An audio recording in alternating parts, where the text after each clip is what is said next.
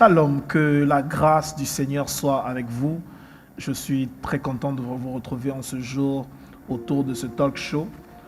Plusieurs nous ont écrit, nous ont dit qu'ils ont été édifiés, bénis par ces moments. Et ensemble avec mes frères, nous rendons gloire à Dieu pour ça. Nous avons des témoignages, nous avons des gens qui sont édifiés, des gens qui parviennent à comprendre certaines choses autour de la parole de Dieu, et nous bénissons le Seigneur pour ça. Comme d'habitude, je ne suis pas seul, je suis avec mes frères. Je commencerai avec Jake. Comment tu vas? Je vais bien, Israël. Comment se passe le confinement? Comment se passe la semaine? Le confinement, ça se passe bien par la grâce de Dieu. On prend du temps à louer le Seigneur, à maximiser encore du temps avec la famille, les amis. Le Seigneur nous fait grâce. C'est important de signifier qu'on passe du temps en famille. C'est quelque chose que souvent qu'on néglige. Et c'est important de passer du temps en famille, voir nos frères et sœurs. Je suis avec Pierrot, Bello, tu vas bien? Très bien, merci, ministre. Et comment se passent tes journées, tes semaines? Ça va, ça va. Je suis content d'être là avec Michael, tu vas bien? Ça va super trop bien, merci. Tes journées, comment tu le passes? Top. Je prends le temps de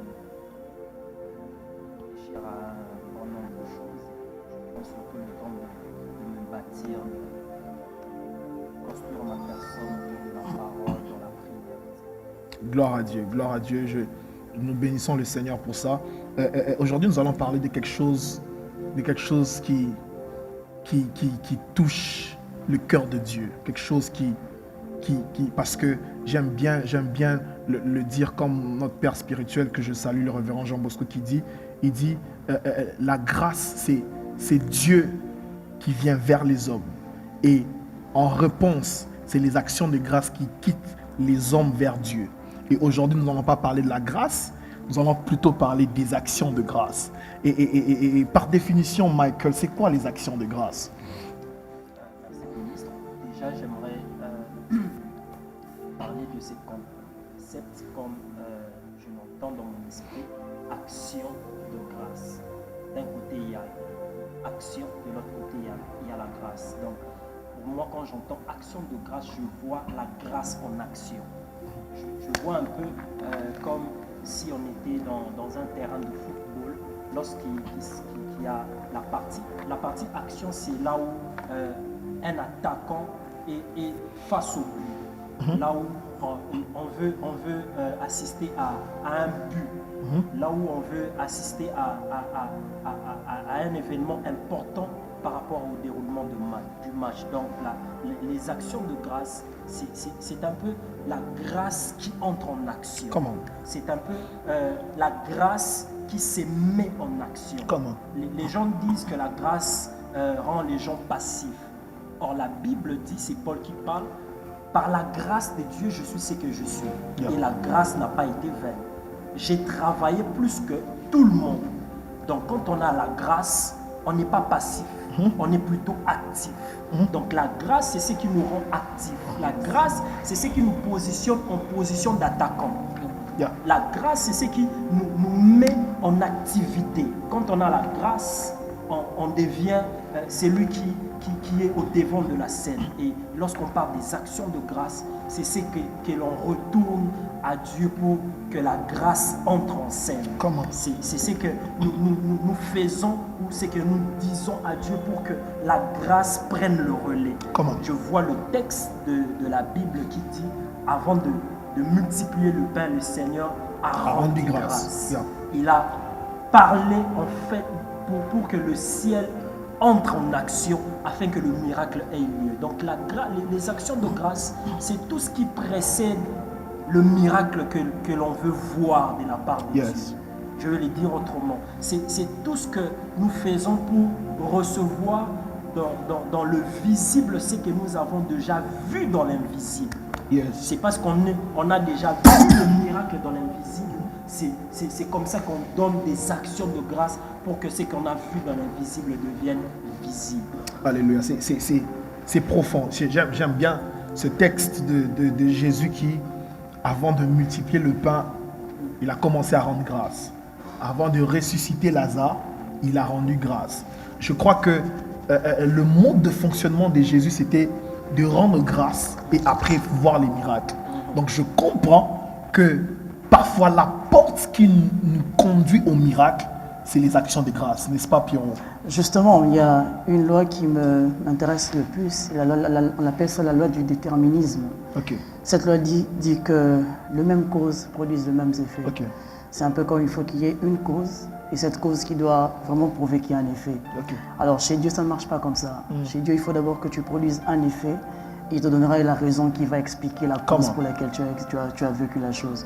Et donc, j'ai aimé la partie où vous avez parlé du fait que quand l'amour vient du ciel, ça descend, c'est un peu comme la grâce de Dieu qui descend. Mais notre réponse par rapport au déploiement de l'amour de Dieu qui descend, c'est pour nous comme étant une action de grâce que nous rendons au Seigneur. Et donc, je vois rendre grâce au Seigneur comme étant une personne qui se met dans une position et se dit, bon, d'accord, je regarde ce que Dieu a fait par rapport à ma vie. Et il est conscient de l'immensité de l'amour du Seigneur et s'est dit, bon, ok, vu les déploiements d'un tel amour sur ma personne, je préfère lui faire des actions de grâce. Alléluia. Et donc, c'est une personne qui comprend, qui est vraiment consciente de la réalité de cet amour et il se met directement à faire pas autre chose parce qu'il se dit que ça ne dépend pas de moi, ça dépend d'une autre personne. Et lui, il a fait non pas à cause de moi, il a fait plutôt à cause de lui, plutôt parce qu'il m'aime. Et la réponse par rapport à cette action-là, je ne peux que lui rendre des actions de grâce. Alléluia.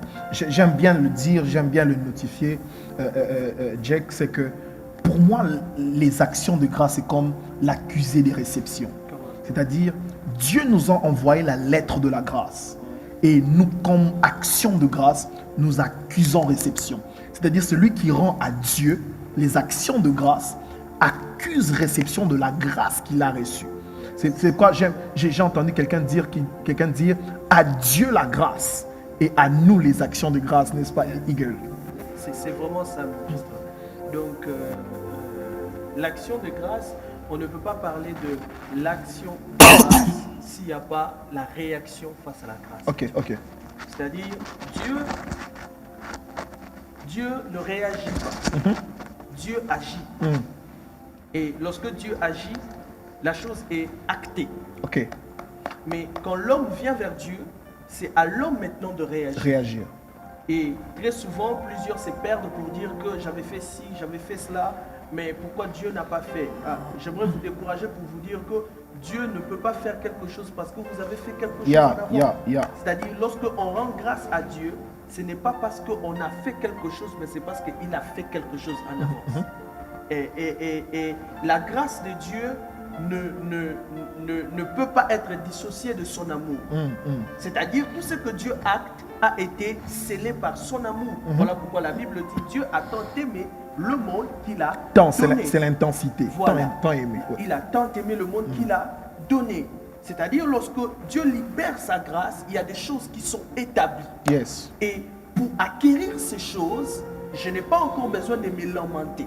Je n'ai pas encore besoin de supplier quelqu'un, mais j'ai tout simplement besoin de réagir face aux choses qui sont déjà établies. Ces choses sont déjà pour moi.